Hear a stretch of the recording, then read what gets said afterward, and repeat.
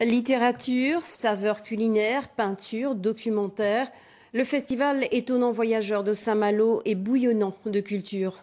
Un rendez-vous incontournable pour lequel les auteurs viennent du monde entier. Cette 22e édition, qui s'est terminée hier, a rendu un hommage aux grands penseurs antillais Aimé Césaire et Édouard Glissant.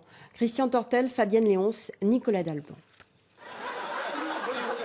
Au festival Étonnant Voyageur, on rit aussi avec les enfants d'Aimé Césaire.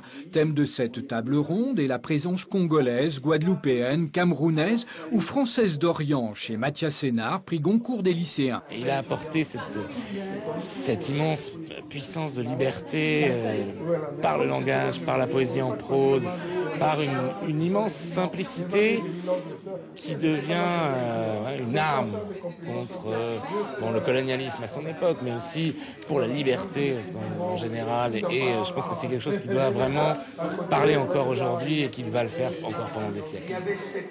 Autre figure de proue des lettres martiniquaises, Édouard Glissant et le Tout-Monde, qui était un fidèle du festival, promoteur lui-même des littératures mondes.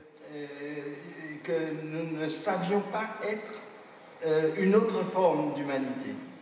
L'hommage à Glissant a duré toute une après-midi de pédagogie de l'œuvre autour de Patrick Chamoiseau, qui voit dans Saint-Malo un modèle de développement culturel. Entre l'individu et lui-même. On voit bien qu'il y a vraiment une logique d'exploration, comme Michel Lebris le disait, d'exploration de l'inconnu contemporain, en sorte de savoir comment les artistes, les plasticiens, les photographes, les écrivains, les cinéastes témoignent de cette aventure qui pour nous reste assez imprévisible et même un peu illisible. L'hommage à Glissant s'est prolongé en soirée par une mise en scène de sa poésie, un moment très attendu.